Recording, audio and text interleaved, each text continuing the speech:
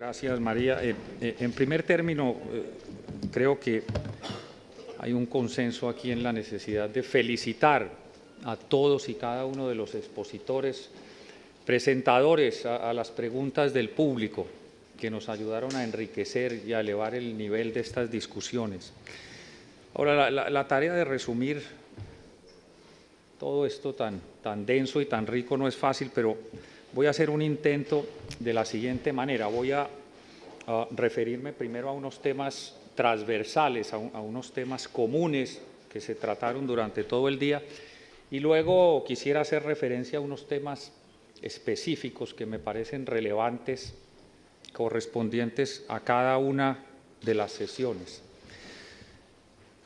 A ver, entre los temas transversales yo quisiera destacar que queda claro que pasar de los objetivos del milenio a los objetivos de desarrollo sostenible implica un desafío muy grande, porque no es solo darle continuidad a las metas de universalización de cobertura, sino ir mucho más allá de esa agenda, en temas relevantes que significan retos mucho más complejos y más exigentes que los que teníamos hasta ahora.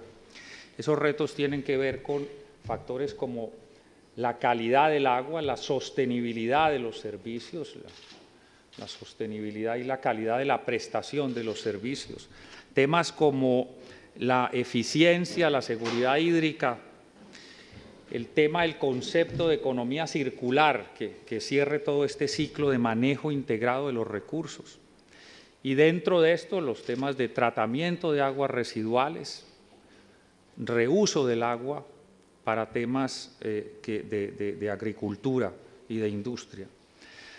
Ahora, todo este desafío ha generado una premisa sobre la cual creo que hay un consenso muy creciente. Nosotros venimos de participar en la Semana Mundial del Agua en Estocolmo y hay un consenso creciente sobre esto, y es que el desarrollo inclusivo y sostenible exigen un trabajo permanente y sistemático en cada país, dependiendo de las circunstancias, de las especificidades de cada realidad, para estructurar una política de Estado, un tema de largo plazo. Aquí hay un concepto de Estado, de enfoque planificado, de territorio, y un enfoque que tiene que ver con las cuencas, como hemos dicho, o hoy me hicieron reflexionar sobre el tema de que probablemente no necesariamente es de cuencas, sino de subcuencas, en donde puede ser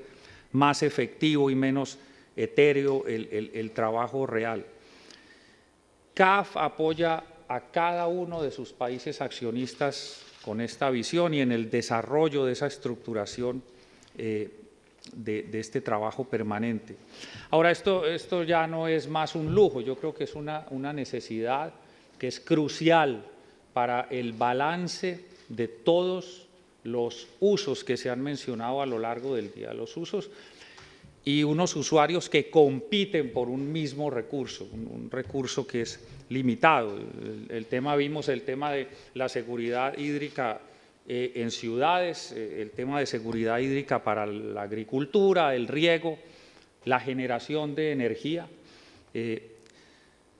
Yolanda hizo mucho énfasis en que no se nos olvide nunca incluir el tema de conservación de los ecosistemas, la industria, el comercio y desde luego las consecuencias del cambio climático. Ahora, el tamaño de nuestro desafío común es tan largo y tan ancho como la brecha que existe entre estas aspiraciones que he tratado de resumir y que son válidas y legítimas y la realidad. Ahí hay una diferencia. La realidad es que en América Latina, de una población de 600 millones de habitantes, nosotros tenemos estadísticas confiables que permiten afirmar que cerca de 2/3 de la población todavía tienen servicios precarios. Como decía Abel, aunque tienen la conexión al tubo, todavía tienen problemas severos de discontinuidad, de calidad, de desinfección del agua. Y ese es un reto enorme que nos toca cumplir y enfrentar juntos. Naciones Unidas señala que solamente el 25% de los países tiene un plan sistemático de largo plazo para la universalización de los servicios de agua y saneamiento. El 75% de los países todavía tiene estrategias de corto plazo que tienen horizontes de gobierno a gobierno. Ahora, en el día se mencionaron dos pilares fundamentales para avanzar en todos estos propósitos que nos hemos puesto. Uno, desde luego, el tema de gobernanza y de eficiencia en el uso de infraestructura. La sola infraestructura no garantiza nunca el éxito en términos de sostenibilidad ni de prestación de servicio. Y el tema de gobernanza tampoco, por más sofisticado ni por más perfecto que sea un modelo de gestión institucional, será absolutamente inefectivo sin las inversiones en infraestructura. Ese es un juego ese es un baile entre dos. Ahora, el otro tema transversal a lo largo de todo el día es el tema de la participación del sector privado, en donde creo que la frase rescatable acá es que ese no es un dilema nunca más, es un tema, ahí no hay que escoger, es un tema donde hay que trabajar ambas cosas. Esto es una alianza que es necesaria para lograr resultados, para lograr una construcción hacia las metas que nos hemos propuesto. Hasta ahí los temas transversales que he querido rescatar. Luego, como les decía, me parece importante señalar algunos temas ya muy específicos. Desde la mañana, Karin Kemper señaló una diferencia interesante. Primero, la concepción del agua y como recurso, primero, esta visión integral de los recursos hídricos, y luego el agua para los servicios, porque ahí hay estrategias diferentes. Y en cuanto al primero, como recurso, está destacado, también lo señalaron varios expositores, el tema de planificación y asignación de los derechos, teniendo en cuenta la cantidad y calidad de los recursos. Karin fue muy especial en señalar el problema y el desafío de mejorar la gestión del agua subterránea. El 70% de las ciudades necesitan agua subterránea y ahí hay un desafío muy grande en términos de trabajo científico, analítico, de información. Nosotros no tenemos información en general en América Latina sobre la cantidad ni calidad ni sobre la sostenibilidad con respecto al uso de los acuíferos.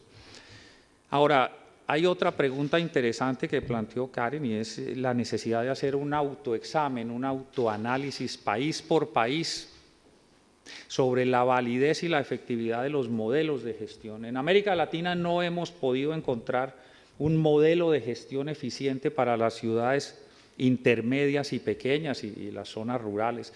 En las ciudades grandes es diferente y existe, y digamos que más o menos hay modelos que funcionan, pero los que no funcionan hay que trabajar en eso y señalaba ella un tema vital y es la construcción de institucionalidad. No solo el líder temporal, que si un país tiene la fortuna de tener un campeón, decía ella, sino que esto tiene que ser un proceso de construcción de largo plazo. La presentación de Abel fue muy ilustrativa en el sentido de un estudio riguroso, un estudio analítico muy valioso sobre 26 ciudades intermedias, en donde hace una segmentación a lo largo de todo el ciclo sobre temas de la infraestructura de cabecera, la seguridad, sobre la hídrica, sobre si existe o no suficiente agua, el tema de redes y luego el tema de seguridad de la salud. Este es todo un llamado de atención sobre la necesidad de actuar con más rigurosidad en la utilización de los recursos, en optimizar primero los recursos existentes antes de trabajar en inversiones adicionales para financiar nueva infraestructura, porque el fantasma de la escasez se reduce mucho cuando uno trabaja en temas de buena gestión.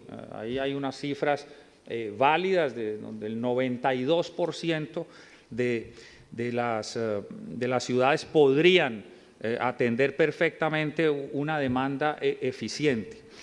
Y luego, pues Abel pone mucho énfasis en el tema de la necesidad de mejorar la gestión en la red, en la seguridad de la red y darle mucho énfasis al tema de corregir fallas regulatorias y fallas ineficiencias grandes y crear desincentivos al desperdicio y el sobreconsumo e incentivos al tema de reducción de pérdida y mejores recaudos. Quedan ahí unas reflexiones para el debate, porque si bien ese tema es central, el tema de manejo de redes, el tema de seguridad hídrica hay que tener en cuenta que si bien uno tiene un promedio que puede atender a lo largo del año la demanda, lo cierto es que con el cambio climático se presentan intensificaciones y picos al comienzo o al final que hacen que sea necesario pensar también en los temas de capacidad de almacenamiento y embalses. Bueno, ya mencioné que luego de esto Yolanda hizo un énfasis importante en que el concepto de seguridad hídrica tiene que involucrar los temas de protección y conservación de los ecosistemas, porque no es solo asegurar el final, el producto final, que es la atención de la demanda, sino también asegurar la fuente, el inicio del ciclo. Y creo que ese es un tema. Además señaló la importancia de la corresponsabilidad, el tema de derechos, pero también de deberes de los ciudadanos. Yo creo que luego, con ejemplos muy prácticos de las empresas de Uruguay, la empresa de Perú, la Suez, se tocaron los temas de los trade-offs que hay que hacer entre la obligación o los derechos de provisión de agua, pero también con la necesidad de garantizar la sostenibilidad financiera de las empresas. Y David Michaud mencionó el tema de salir de la zona de confort del agua. Yo creo que es importante esto de dejar de mirarnos entre nosotros solamente los que trabajamos en agua, dejar de mirarnos el ombligo y trabajar mucho más intensamente y mucho más seriamente con representantes de otros sectores, de los sectores industriales, de los sectores agrícolas, de turismo, todo eso, porque si no nos quedamos hablando entre nosotros mismos y no salimos de ahí. Y otro que hay que vincular con mucha fuerza es a los ministros de Finanzas y de Hacienda, que al final son los que asignan los recursos para esto. Bueno, en la sesión de riego me parece muy importante el énfasis que hizo el viceministro Ortuño sobre la necesidad de trabajar más en el nexo de agua, energía y seguridad alimentaria. Ese es un tema crucial que se anuncia mucho, se hace una declaración, declaraciones permanentes, pero en la práctica creo que tenemos un trabajo largo, importante que trabajar. Y luego hubo casos ilustrativos de muy buenas prácticas, desde luego el caso de Mendoza en Argentina, la experiencia de España, los casos de México y Perú.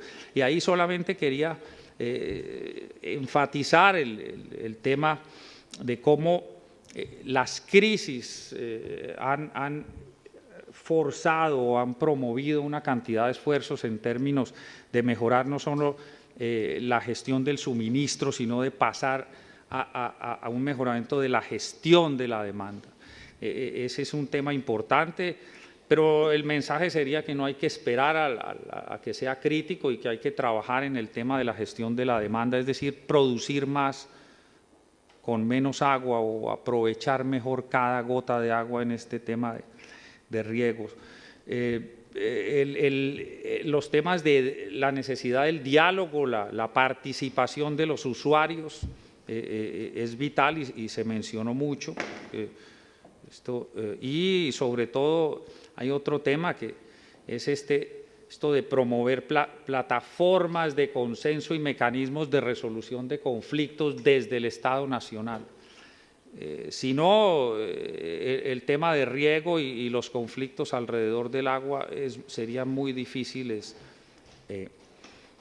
de conseguir.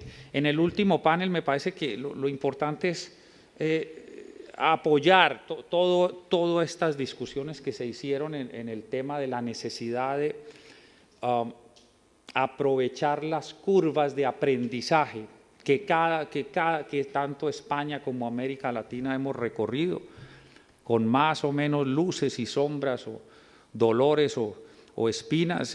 Creo que ahí hay demasiadas experiencias que compartir, y ese es un camino de ida y vuelta en el que nosotros tenemos cosas que aportar desde las experiencias y éxitos y fracasos, y lo mismo España. Lo que sí agarro el comentario es de que necesitamos, yo creo que divulgar más, difundir más estas experiencias, hacer más foros como este y proyectos de investigación y publicar eso, porque a veces no se conocen. Desde CAFE el interés nuestro es que este tipo de diálogos y de eventos nos ayuden a estimular el intercambio de conocimiento y de experiencias en un camino de ida y vuelta.